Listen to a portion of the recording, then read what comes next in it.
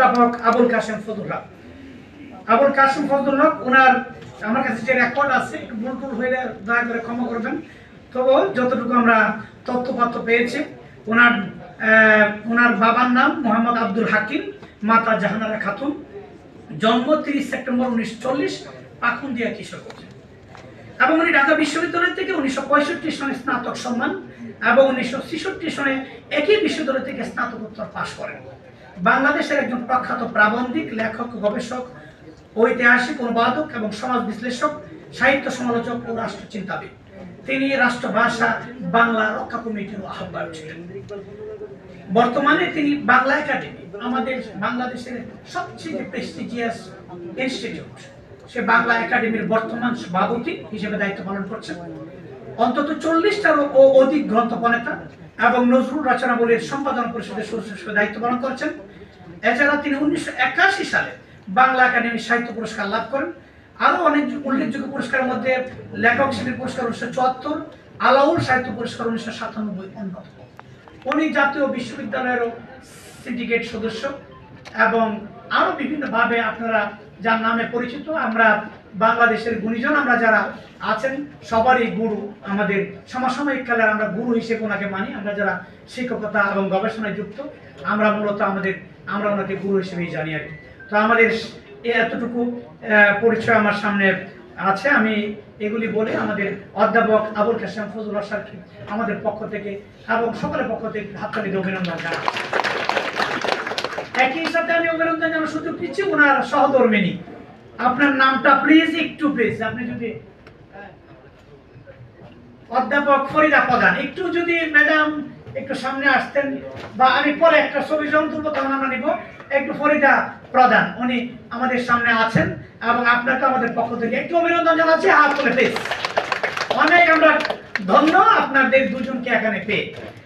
আচ্ছা, এই পর্যায়ে আমাদের অধ্যাপক ডক্টর মোহাম্মদ সিদ্দিকুর রহমান খান, আমি পরিচয় করে দিচ্ছি। অধ্যাপক সিদ্দিকুর রহমান খান, ওনার পিতা মোহাম্মদ আব্দুল আজিজ খান, মাতা বেগম হালিমা আজিজ, জন্ম 28 মে 1973, হোসেনপুর, কিশোরগঞ্জ। ঢাকা বিশ্ববিদ্যালয় থেকে বিএ সম্মান এবং এমএ উভয় পরীক্ষায় উনি প্রথম স্থান এবং পিএইচডি ডিগ্রি অর্জন করেন। তিনি গত প্রায় 3 দশক ধরে ঢাকা বিশ্ববিদ্যালয়ের ইসলামের ইতিহাস ও সংস্কৃতি বিভাগে শিক্ষকতা করছেন।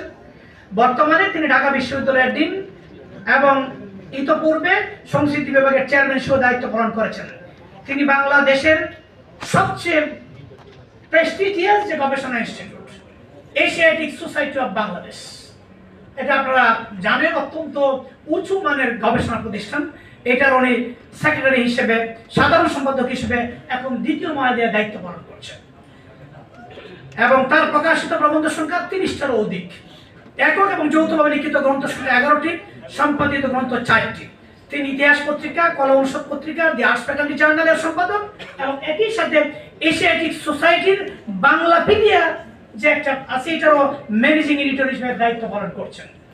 আমরা এরকম একজন ব্যক্তিত্বকে আমরা এখানে সংবর্ধিত করতে পেরে আমরা খুবই কৃতজ্ঞ করছি এবং আমরা অডিয়েন্সের পক্ষ থেকে আমরা একটু জোরে হাততালি ধন্যবাদ জানাচ্ছি।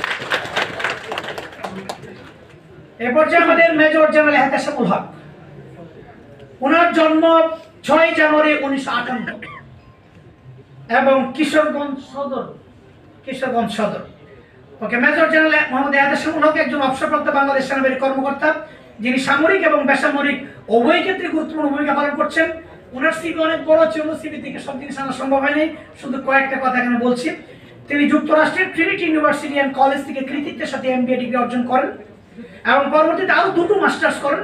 একটা মাস্টার্স হলো masters in security studies from the university of Bangladesh university of professional, BUP থেকে উনি মাস্টার্স ইন সিকিউরিটি স্টাডিজ, এবং আরেকটা হলো masters in defence studies from national university. 3টা মাস্টার্স যতটুকু লক্ষ্য করলাম। এরপর 2009 সালে তিনি রাষ্ট্রপতির সামরিক সচিব হিসেবে দায়িত্ব পালন করেন এবং একই বছরে মেজর জেনারেল পদে উন্নীত হন।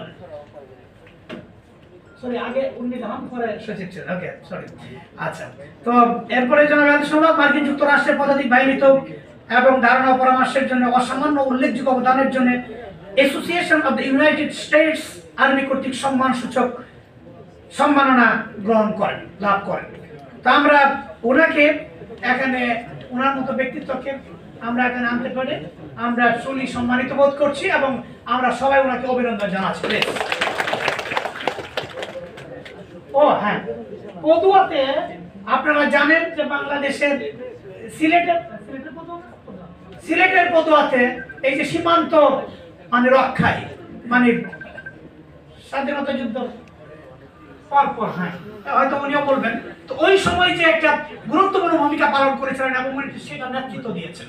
আমরা ওই সাহসিকতাপূর্ণ এবং লিডারশিপের জন্য আমাদের সার্বভৌমত্ব রক্ষার সেই ভূমিকায় ওনার গুরুত্বপূর্ণ অবদানের জন্য আমরা আবারও একটা হাততালি অভিনন্দন জানাচ্ছি। ওকে, এই পর্যায়ে আমাদের কর্নেল অফিসর অধ্যাপক ডাক্তার জিহাদ খান। ডাক্তার জিহাদ খান ভাই, ওনার জন্ম 1957 করিমগঞ্জের কিশোরগঞ্জ। আমরা কিন্তু অনেকগুলো উপজেলায় কভার হয়ে যেতেছে, আমরা অবশ্যই উপজেলা চিন্তা করে করি নাই, মনে হয় আর কি, আমি এখন লক্ষ্য করতেছি, এখন খেয়াল করতেছি যে করিমগঞ্জ। ওকে, 1976 সালে এসএসসি পরীক্ষায় সম্মিলিত মেধা তালিকায় 21তম স্থান অধিকার করেন। পরবর্তীতে ঢাকা রেসিডেন্সিয়াল কলেজ থেকে এইচএসসি এবং রাশিয়া সরকারের বৃত্তি প্রকল্পে 1986 সালে কৃতিত্বের সাথে এমবিবিএস পাস করেন। 1988 সালে বাংলাদেশ সামরিক বাহিনীতে যোগদান করেন।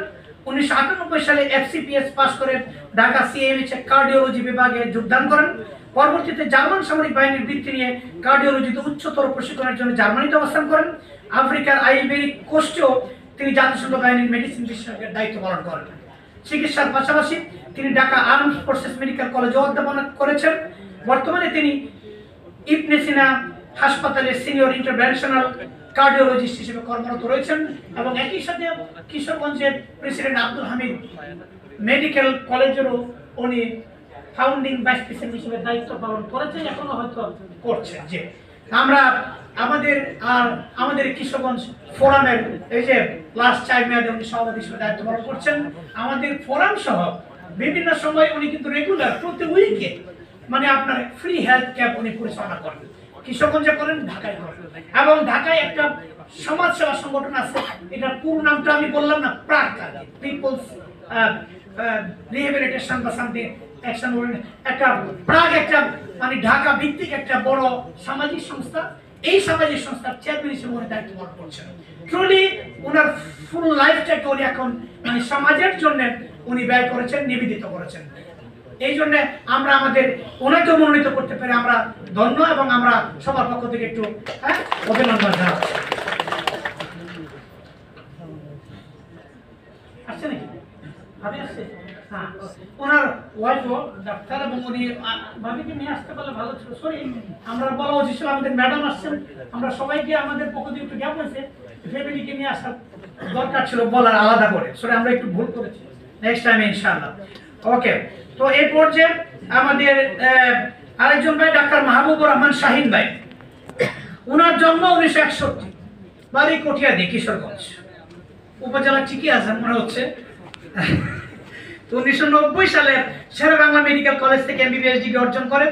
1995 সালে ইসলামিয়া ইস্পাহানি চক্ষু হাসপাতাল থেকে ডিপ্লোমা ইন অফথালমোলজি ডিগ্রি অর্জন করেন।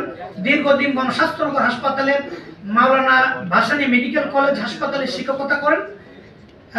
তিনি 1915 থেকে 24 সাল পর্যন্ত আব্দুল হামিদ মেডিকেল কলেজ হাসপাতালে সহকারী অধ্যাপক হিসেবে কর্মরত ছিলেন। কিন্তু এরও আগে উনি জহুরুল ইসলাম মেডিকেল কলেজে, আমি জানি এটা হয়তো এখানে আসে নাই, উনি জহুরুল ইসলাম মেডিকেল কলেজও উনি ওই যে চক্ষু বিভাগে উনি ওইখানেও কনসালটেন্ট হিসেবে দায়িত্ব পালন করেছেন।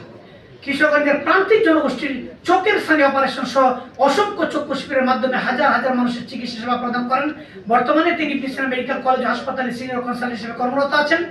কিশোরগঞ্জ ফোরামের গঠন ওনার গুরুত্বপূর্ণ ভূমিকা। আর রেগুলারলি আমি যেটা বলছি, চক্ষু এই যে স্থানীয় অপারেশন উনি কিন্তু রেগুলার ওনার যে এলাকা কটিয়াদি সহ কিশোরগঞ্জ শহরের সহ বিভিন্ন প্রান্তে উনি কিন্তু ফ্রি আই ক্যাম্প পরিচালনা করেন। মানে এটা এবং ঢাকাতেও আমরা লক্ষ্য করেছি, যখন মানে চিকিৎসার জন্য যারা আসেন মানে ওনাদেরকে কিন্তু ফ্রি চিকিৎসায় ওনার নিজেকে ডিভোটেড করেছেন।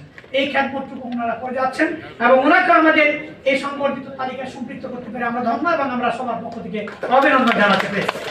আপনারা এটা একটু জুড়ে টুড়ে দিবেন আর কি, বুঝছেন? মনে হইতেছে মানে ও আচ্ছা ঠিক আছে একসাথে দিন, আপনারা দিবেন বলে একটু ভালোভাবে দিবেন, কারণ অডিয়েন্স কিন্তু 300, আপনাদের হইলে মনে হচ্ছে 40-50 করে দিচ্ছেন আর কি। ওকে, তো নেক্সট আমাদের মোহাম্মদ আব্দুল্লাহ। আমাদের ওনার পিতা, সরি হ্যাঁ আমি বোধহয় অন্যদের পিতার নাম ভুলে গেছিলাম বলতে, যদি ভুলে থাকি আমি খেয়াল করে নাই। আমাদের মা বোন শাহিন ভাই, ওনার পিতার নাম মতিউর রহমান, মাতা মহসিনা খাতুন। আমাদের হ্যাঁ হ্যাঁ ফ্রিডম ফাইটার, রাইট। তো এটা আমার বলা মিস হয়েছে। আচ্ছা, এরপরে আমার মোহাম্মদ আব্দুল্লাহ ভাই, উনি ওনার পিতা কারি মোহাম্মদ আব্দুল হাকিম, মাতা আসিয়া খাতুন, জন্ম 30 ডিসেম্বর 1960, হোসেনপুর, কিশোরগঞ্জ। এখন পর্যন্ত না, হোসেনপুর ডবল হয়েছে, ঠিক আছে জি, অসুবিধা নাই, ঠিক আছে।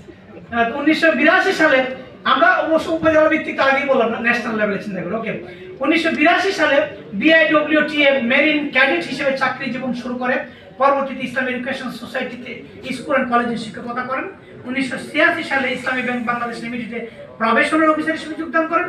1920 সালে অর্থ ব্যাংকের সিনিয়র ভাইস প্রেসিডেন্ট হিসেবে অবসর করেন। এই সময়ের মধ্যে উনি বিভিন্ন জায়গায় কৃষ্ণগঞ্জের ইসলামী ব্যাংকের ম্যানেজার সহ বিভিন্ন জায়গায় উনি ব্রাঞ্চ ম্যানেজার হিসেবে দায়িত্ব পালন করেছেন, ময়মনসিংহ সহ বিভিন্ন জায়গায়, এবং ঢাকায় তো দায়িত্ব পালন করেছেন। বলা যায় আমরা যখন স্টুডেন্ট ছিলাম, ওই যে আমি একটা গল্প বলছিলাম যে ওনার বাসায় পাশে থাকতো, আমরা কৃষ্ণগঞ্জ থেকে যখন মাঝে মধ্যে আসতাম ওনার পাশে কোনো থাকতাম, ওইভাবে উনি আমাদেরকে তখন মানে ইভেন আমার বলতে কোনো ইয়ে নাই, আমার প্রথম টিউশন উনি জোগাড় করে দেন। মানে উনি তখন বাংলাদেশ ব্যাংকের, আমি টিউশন করতে ইউনিভার্সিটি ঢুকলাম, তো টিউশন করাই, প্রথম টিউশন উনি আমাকে জোগাড় করে দেন, এবং ঢাকায় এসে টিউশনটা আমরা পাই। এটা আমার পরবর্তী জীবন আস্তে আস্তে যা হয় ইনশাআল্লাহ। তো আমি রেলি আমরা এখানে সংগঠিত তালিকা ওনাকে আমরা সম্পৃক্ত করতে পারছি, এই জন্য ওনাকে আন্তরিকভাবে আমাদের পক্ষ থেকে অভিনন্দন জানাচ্ছি। তো আমাদের সর্বশেষ ডক্টর মোহাম্মদ গোলাম মোস্তফা, ওনার পিতা মোহাম্মদ আফতাবউদ্দিন, মাতা রাবিয়া আক্তার খাতুন, জন্ম 1965 সাল, কোটিয়াদি। কোটিয়াদি 3 জন হয়ে গেল, মাশাআল্লাহ। ওকে, কোটিয়াদির লোকজন এখানে কোথায় আছে আমি জানি না, কত আছে হাত তোলা তো দেখি। হ্যাঁ, লোকজন তো কম, কিন্তু এই তুলনায় এখানে কিন্তু আমরা 3 জন হয়ে গেছে। ওকে, মাশাআল্লাহ। তো ঠিক আছে, তিনি এসএসসি পরীক্ষায় ঢাকা বিশ্ববিদ্যালয় থেকে রসায়ন বিভাগে 7ম স্থান অধিকার করেন, এবং 15তম বিসিএস পরীক্ষায় সম্মিলিত মেধা তালিকায় 64তম স্থান লাভ করেন, এবং সহকারী কমিশনার হিসেবে তখন কর্মজীবন শুরু করেন, এবং সর্বশেষ উনি অতিরিক্ত সচিব হিসেবে অবসর করেন। চাকরি জীবনে অত্যন্ত সততা ও দক্ষতার সাথে বিভিন্ন মন্ত্রণালয়ে দায়িত্ব পালন করেছেন, এবং এখন বিভিন্ন সমাজসেবা কর্মকাণ্ডের সাথে যুক্ত আছেন। আমরা ওনাকেও আমাদের পক্ষ থেকে অভিনন্দন জানাই। তো উনি বোধহয় প্রথমে ইসলামী ব্যাংকে জয়েন করছিলেন, পরে বিসিএস জয়েন করেন। তো আমরা আমাদের এখানে পক্ষ থেকে যারা গুণীজন হিসেবে ওনাদের কাছ থেকে আমরা একটু শুনবো, 1-2 জনের কাছ থেকে শুনবো। হ্যাঁ, না কেউ নাই, আমার মনে হয় সবাই হয়ে গেছেন। তো আমরা এই ফাঁকাতে